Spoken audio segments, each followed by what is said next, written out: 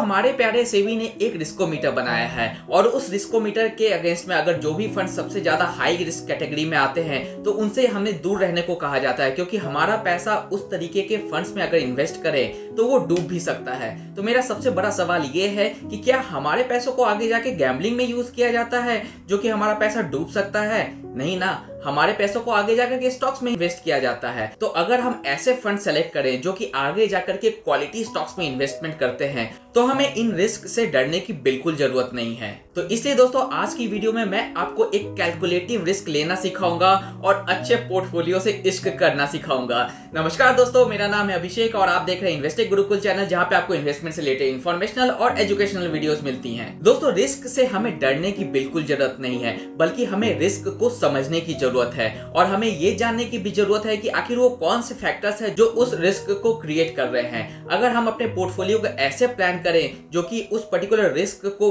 पूरी तरीके से खत्म कर दे तो हम अपने पोर्टफोलियो से काफी अच्छा रिटर्न भी निकाल सकते हैं। और आज मैं ऐसे ही सेक्टर्स की बात करूंगा और मैं आपको बताऊंगा कि आखिर कौन से फैक्टर्स हैं जिससे कि मुझे वो सेक्टर्स काफी पसंद है और आखिर हम लोग ऐसा कौन सा प्लानिंग करें कि हम लोग अपने रिस्क को बिल्कुल एक जीरो कर ले। अगर आप इस चैनल पे नए हैं तो प्लीज इस चैनल को सब्सक्राइब करके हमारी टीम को सपोर्ट करें। तो चलिए वीडियो के पहले सेगमेंट की ओर चलते हैं।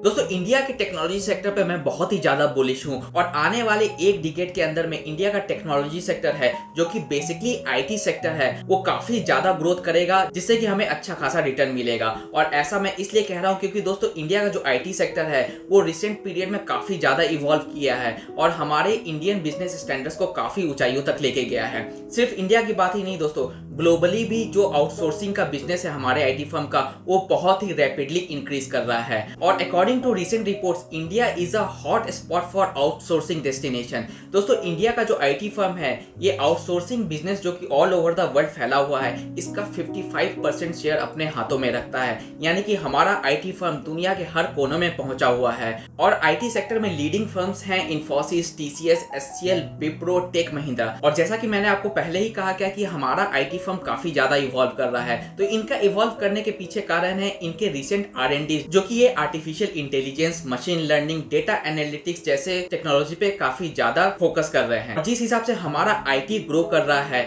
हमारे जीडीपी में भी आईटी का रेवेन्यू बहुत ज्यादा इंक्रीज हो रहा है। और रिसेंट रिपोर्ट्स के अकॉर्डिंग इंडिया का आईटी सेक्टर जो है उसका डोमेस्टिक रेवेन्यू $38 बिलियन का है और ग्लोबली जो भी एक्सपोर्ट है हमारा आईटी बिजनेस का वो $117 बिलियन का है, जो कि बहुत ही ज्यादा है। इसलिए अगर दोस्तों हम लोग ऐसे फंड्स को सेलेक्ट करें जो कि आगे जाकर के इन लीडिंग कंपनीज में इन्वेस्टमेंट कर रहे हैं तो हमें रिस्क बहुत ही ज्यादा मिनिमल हो जाएगा। लेकिन यहाँ पे सबसे बड़ा सवाल ये उठता है दोस्तों कि आखिर सेबी ने इन फंड्स को हाईएस्ट रिस्क कैटेगरी में क्यों रखा है। उसका सबसे बड़ा रीजन ये है दोस्तों कि ये फंड्स जो भी टेक्नोलॉजी सेक्टर से रिलेटेड फंड्स होते हैं ये अपना टोटल इन्वेस्टमेंट टेक्नोलॉजी सेक्टर में ही करते हैं, इसलिए इनका डाइवर्सिफिकेशन नहीं हो पाता है। और इसलिए अगर कोई भी इम्पैक्ट होता है टेक्नोलॉजी सेक्टर के ऊपर में, चाहे किसी की पॉलिसी चेंज हो जाए, किसी गवर्नमेंट ने अपना कुछ नया पॉलिसी एडमायर कर लिया हो किसी भी आईटी सेक्टर से रिलेटेड, तो ये फंड्स काफी ज्यादा इम्पैक्ट करते हैं क्योंकि इनके अंदर में जो भी स्टॉक्स होते हैं वो सारे के सारे आईटी स्टॉक्स होते हैं। इसलिए दोस्तों अगर आप इस तरीके के फंड्स में इन्वेस्ट कर रहे हैं तो आपको एक बात ध्यान देनी है कि आपको कम से कम 7 से 10 साल का इन्वेस्टमेंट करना चाहिए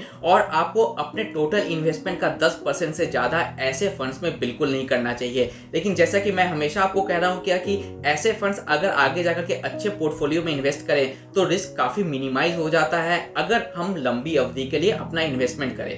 तो चलिए दोस्तों अब सबसे पहले फंड की ओर चलते हैं जो कि मुझे टेक्नोलॉजी सेक्टर में काफी ज्यादा पसंद है और इस फंड का नाम है Aditya Birla digital India fund. दोस्तों इस फंड के अगर हम बेसिक डिटेल्स पे ध्यान दें तो सबसे बड़ी बात है इसके बेसिक डिटेल्स में कि ये फंड 20 साल से इस मार्केट में है, यानी कि ये काफी ज्यादा पुराना फंड है और अगर ये अभी भी अच्छा रिटर्न निकाल के दे रहा है तो हमें इसके ऊपर में आंख बंद करके विश्वास करना चाहिए। और दूसरी इंपॉर्टेंट बात है दोस्तों इसकी एग्जिट लोड की। इसका एग्जिट लोड है 1% का अगर हम 30 दिन के अंदर में बाहर आते हैं इस फंड से। तो अगर आप 1 महीने से ज्यादा इस फंड में इन्वेस्टमेंट करते हैं और उसके बाद आप इस फंड से बाहर आते हैं तो आपको कोई भी चार्जेस नहीं देने पड़े। जहां तक इसके रिस्क मेजर की बात करें तो दोस्तों इसका स्टैंडर्ड डेविएशन अपने कैटेगरी एवरेज से थोड़ा सा खराब है, बीटा भी थोड़ा सा खराब है, शार्प रेशियो अच्छा है अपने कैटेगरी एवरेज से, जेनिशन अल्फा भी अपने कैटेगरी एवरेज से अच्छा है। और एक बात मैं आपको हमेशा बता दूं दोस्तों, जब भी आप कोई भी सेक्टोरल फंड लेंगे तो उसका जो भी स्टैंडर्ड डेविएशन होगा, जो भी बीटा होगा वो बहुत ज्यादा होगा, क्योंकि ऐसे फंड्स बहुत ज्यादा फ्लक्चुएट करते हैं, इसलिए इनका स्टैंडर्ड डेविएशन बहुत ज्यादा होता है। और अगर आपको जानना है कि standard deviation, beta, Sharpe ratio, alpha क्या होता है तो प्लीज आप इस पर्टिकुलर वीडियो को जरूर देखें, जिसका लिंक यहाँ पे आपको आई बटन में भी मिल जाएगा। इसमें सबसे इंपॉर्टेंट बात है दोस्तों इस पर्टिकुलर फंड का पोर्टफोलियो। अगर हम इसके पोर्टफोलियो पे ध्यान दें तो इसने इन्फोसिस, टीसीएस, टेक महिंद्रा, एचसीएल, भारती एयरटेल जैसे बड़े बड़े कंपनियों में इन्वेस्टमेंट कर रखा है। और जहां तक इसका दूसरे इन्वेस्टमेंट की बात करें तो आप यहाँ पे देख सकते हैं कि Cyient limited, first source solution limited, persistent system limited, ये भी काफी अच्छे आईटी फर्म्स हैं। और ये एक ऐसे फंड्स है जिसमें बहुत सारे म्यूचुअल फंड्स कंपनी ने अपना इन्वेस्टमेंट कर रखा है।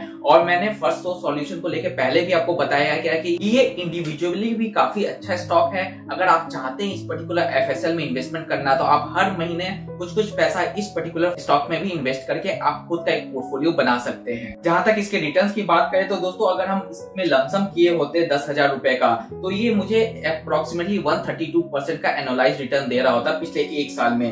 3 साल में 28% का रिटर्न दे रहा होता और 5 साल में 23% का एनुअलाइज रिटर्न दे रहा होता मेरे लमसम के ऊपर में। जहां तक इसके एसआईपी की बात करें तो इसके एसआईपी ने पिछले एक साल में 114% का रिटर्न दिया है, 3 साल में 40% का रिटर्न दिया है और 5 साल में 31% का रिटर्न दिया है। तो रिटर्न वाइज भी इस पर्टिकुलर फंड ने काफी धमाल मचा के रखा है। और जहां तक इसके बेंचमार्क से इसको कंपेयर करें तो आप देख सकते हैं कि इसने अपने बेंचमार्क को काफी अच्छे तरीके से बीट किया है। तो चलिए बढ़ते हैं अगले फंड के ऊपर जो कि वापिस से टेक्नोलॉजी सेक्टर का है और उसका नाम है टाटा डिजिटल इंडिया फंड। दोस्तों ये फंड भी साल से मार्केट में है और इसका एग्जिट लोड है सिर्फ 0.25% अगर आप 30 दिन से पहले बाहर आते हैं। और सबसे बड़ी बात, आप इसमें 150 रुपए से एसआईपी शुरू कर सकते हैं, जो कि बहुत बड़ी बात है। जहां तक इसके रिस्क मेजर की बात करें तो दोस्तों इसका स्टैंडर्ड डेविएशन अपने कैटेगरी एवरेज से थोड़ा सा खराब है, बीटा भी थोड़ा सा खराब है, शार्प रेशियो अच्छा है अपने कैटेगरी एवरेज से, जेनिशन अल्फा भी अपने कैटेगरी एवरेज से अच्छा है। और जहां तक टाटा डिजिटल फंड के पोर्टफोलियो की बात करें तो आप यहाँ पर भी देख सकते हैं दोस्तों इसने इन्फोसिस, टीसीएस, एचसीएल,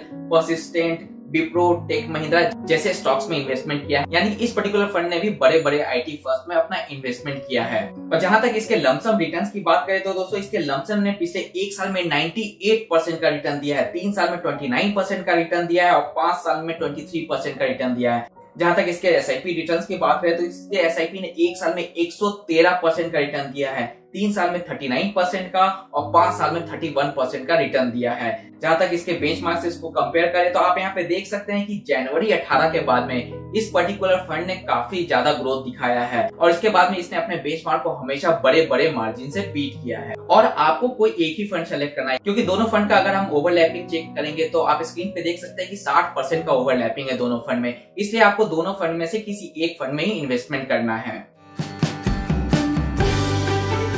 दोस्तों फार्मा सेक्टर मुझे काफी ज्यादा बुलिश लग रहा है आने वाले सालों में, क्योंकि जब से ये कोरोना का पेंडेमिक आया है सारी गवर्नमेंट, दुनिया की हर गवर्नमेंट अपने मेडिकल हेल्थ केयर पे काफी ज्यादा एक्सपेंडिचर कर रही है। और जहां तक इंडियन गवर्नमेंट की बात है तो इंडियन गवर्नमेंट ने एक एक्सपेक्टेशन रखा है क्या कि वो 2.5% ऑफ जीडीपी अपना हेल्थ केयर में एक्सपेंड करेंगे बाय द ईयर 2025। और जिस हिसाब से कोरोना पेंडेमिक आया है, इंडिया के जो भी फार्मास्यूटिकल सेक्टर्स है उन्हें काफी हेवी फंड्स मिल रहा है ऑल ओवर द वर्ल्ड, और इसी कारण से मुझे फार्मा सेक्टर अभी काफी ज्यादा पसंद है। और जहां तक इसके रिस्क फैक्टर की बात है दोस्तों तो मैं आपको बार बार कहूंगा कि क्योंकि ये पर्टिकुलर फंड सिर्फ एक ही सेक्टर में इन्वेस्ट करते हैं तो ये हाईली रिस्की होते हैं। लेकिन अगर आपका फंड अच्छे स्टॉक्स में इन्वेस्टमेंट करे और आप इसमें 7 से 10 साल तक बने रहे तो आपको अच्छा खासा रिटर्न मिल सकता है। तो चलिए देखते हैं कि आखिर मुझे इस पर्टिकुलर सेक्टर में कौन सा फंड पसंद। तो फार्मा सेक्टर में दोस्तों मुझे Mirae Asset health care fund बहुत पसंद है। इसको पसंद करने का एक रीजन और है, क्योंकि मुझे Mirae Asset as a whole AMC पे काफी ज्यादा भरोसा है और इनके सारे फंड्स काफी ज्यादा आउट परफॉर्म कर रहे हैं। और जहां तक इनके फार्मा फंड्स की बात करें तो इनका फार्मा फंड भी पिछले 1-2 साल में काफी ज्यादा आउट परफॉर्म कर रहा है। और जहां तक इसके बेसिक डिटेल्स की बात करें तो आप देख सकते हैं कि ये फंड 3 साल पुराना है, लेकिन इसका AUM 3 साल के अंदर में 1210 करोड़ का हो चुका है। आप इसमें 1000 रुपए से SIP शुरू कर सकते हैं और इसका एक्सपेंस रेशियो अपने कैटेगरी एवरेज से जस्ट आधा है। जहां तक इसके रिस्क मेजर की बात करें तो स्टैंडर्ड डेविएशन और बीटा अपने कैटेगरी एवरेज से ज्यादा है, और जहां तक शार्प रेशियो और अल्फा की बात करें तो वो अपने कैटेगरी एवरेज से काफी अच्छा है। और इसका पोर्टफोलियो जो कि इसको सबसे ज्यादा अच्छा बनाता है, आप देख सकते हैं कि इसके पोर्टफोलियो में Sun Pharma, doctor Reddy's, Divi, Cipla, Torrent, Apollo सारे के सारे अच्छे फार्मा स्टॉक्स है इसके पोर्टफोलियो में। इसलिए अगर आप इस पर्टिकुलर फंड के साथ में लंबी अवधि तक बने रहेंगे तो आपका रिस्क फैक्टर काफी ज्यादा कम हो जाएगा। और जहां तक इसके रिटर्न्स की बात करें तो पिछले 1 साल में इसने 81% का रिटर्न दिया और पिछले 2 साल में इसने 30% का रिटर्न दिया है। इसकी SIP ने पिछले 1 साल में 37% का रिटर्न दिया है और पिछले 2 साल में इसके SIP ने 41% का रिटर्न दिया है। और इसके बेंचमार्क से इसको कंपेयर करें तो आप देख सकते हैं जब से ये फंड लॉन्च हुआ है तब से इसने अपने बेंचमार्क को बहुत ही अच्छे मार्जिन से बीट किया है। तो ये थे दोस्तों top funds from the high risk category. लेकिन जैसा कि मैं आपको हमेशा कह रहा हूं कि ये रिस्क भी आपका जीरो हो जाएगा अगर आप इन फंड्स में लंबी अवधि तक इन्वेस्ट करेंगे। आशा करता हूं आज का वीडियो आपको काफी ज्यादा पसंद आया होगा। इसी तरीके के इन्फॉर्मेशनल और एजुकेशनल वीडियो के साथ में हमारी टीम के साथ जुड़े रहें। तब तक के लिए दोस्तों खुश रहें, स्वस्थ रहें एंड कीप इन्वेस्टिंग। जय हिंद।